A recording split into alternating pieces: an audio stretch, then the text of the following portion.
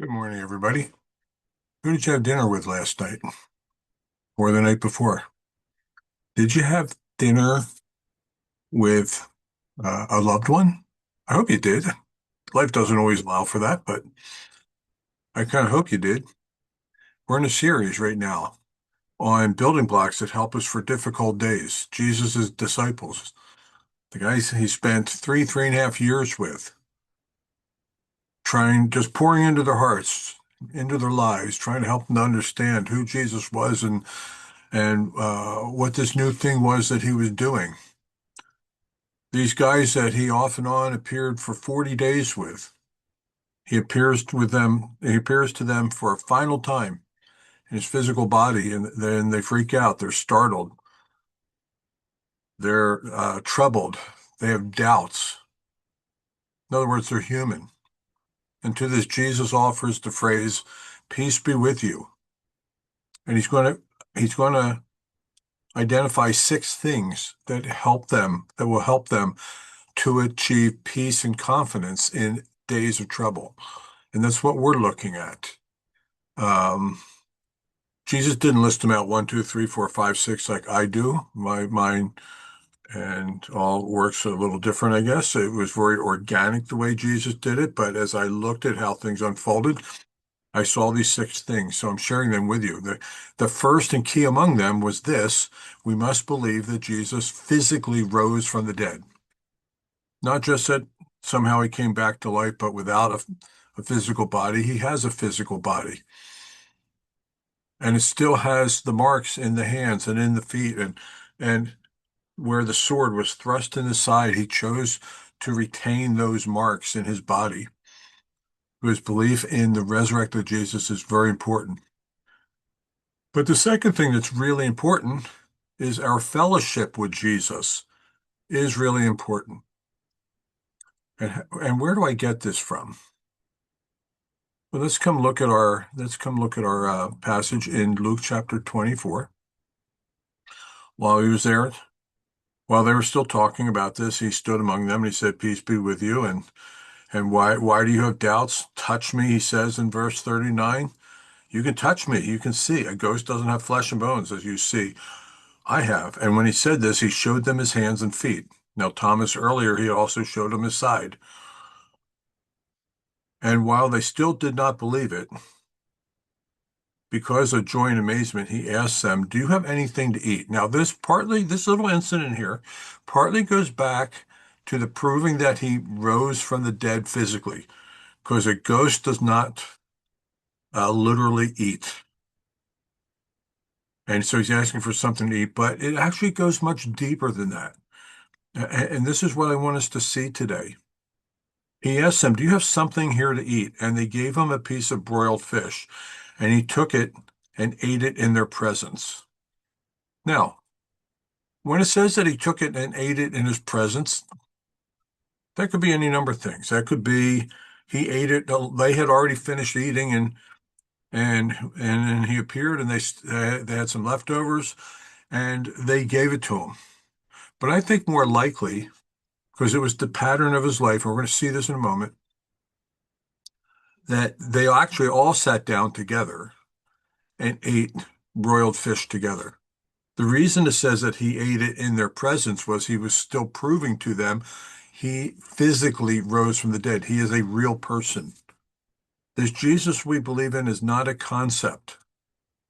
He's not a wonderful example. Well, he is a wonderful example, but he's not like a fictitious character that was written about in the Bible as a just a wonderful example. He is God who took on human flesh, and he was human, fully human. So he's setting out to prove that. But then he has this meal with them. It's very interesting. If you back up in this story, what happened just before this was two guys were walking along a road, and Jesus appeared to them, and they're very sad, and he asked them, "Why are you very sad?" And they said, haven't you heard the news that we really had high hopes for this guy named Jesus, but they went and killed him, and now he's dead. And then Jesus shared with them from the scriptures, starting with Moses, about how he had to die and rise again. The whole Old Testament has this in it completely. But then it says this at the end of it, they still didn't recognize that they were actually talking to Jesus. And as they approached the village to which they were going, Jesus continued on as if he were going further, and they urged him strongly, "No, stay with us, for it is nearly evening. The day is almost over." So he went in to stay with them. And when he was at the table with them, sharing a meal, he took bread and gave thanks and broke it and began to give it to them. And then their eyes were open and they recognized him. And then he disappeared from their sight. And now he reappears with the 11 apostles and other people. And he once again has a meal with them. It made me think of a very familiar verse to many Christians, Revelation 3:20. It's probably the most misunderstood, one of the most, not the most, but one of the most misunderstood, misapplied verses in the Bible. Here I am, I stand at the door and knock, and if anyone hears my voice and opens the door, I will come in. And we share that, and we think that's a verse about inviting unbelievers to become Christians. There's nothing wrong with inviting unbelievers to become Christians, Jesus followers. He's actually talking to Jesus followers. John is writing about a church that was full of people that were active for Jesus. Their hearts weren't warm towards Jesus. They weren't cold towards Jesus. They weren't passionate about Jesus. They just were going through the motions and following Jesus. And that annoyed God so much. And he used this extremely strong language where he says, I actually want to vomit you out of my mouth. I mean, can you imagine the Lord saying that to you? I want to vomit you out of my mouth. But he didn't really want to vomit them out of his mouth. What he wanted them to do was be passionate about their fellowship with him. And so he follows it up with this verse: those whom I love, I rebuke and discipline. So be earnest and repent. Repent of your lukewarm heart. Why? Because I'm standing right here at your door, at the door of your heart, and I'm knocking and I'm wanting to come in. But listen to the language that follows. I will come in and eat with that person. I will come in and have a meal with that person, and they will have it with me. It is an illustration drawn from the dinner table. That's why I asked you, did you have dinner last night with a loved one or the night before?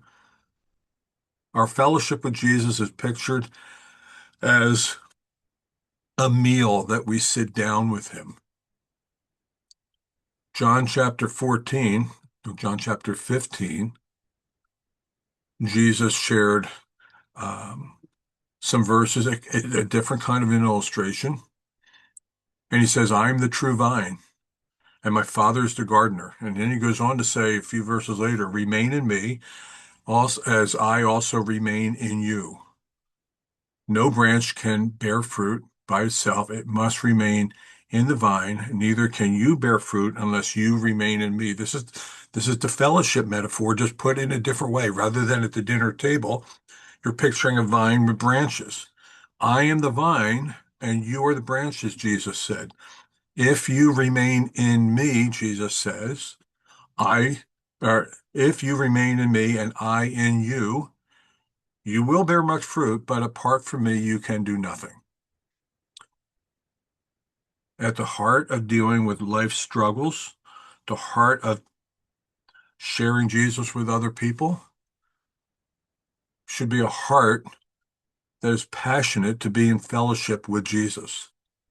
What does that look like? That's going to look different every day. Some days it's being deeply in the Word. Like every day we should be in the Word. Being in the Word, it's about thinking about Jesus. It's about depending on Him, trusting in Him for the strength of starting your day and saying, Jesus, today, if If I'm going to live my life the way you're calling me to live my life, I have to do it in you. It may be about singing a song. There's so many good songs that have been written over the years.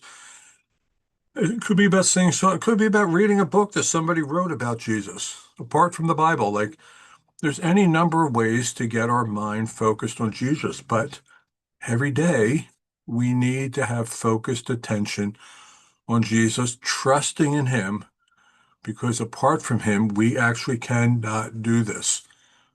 But if we remain in him and he in us, we can do it. And every day he knocks at our door and he says, "Hey, I want to come in and I want to have a meal with you." Invite him in today. That's my word of encouragement for you today, and I hope that helps you along the way. And Lord willing, I look forward to seeing you all again on Friday.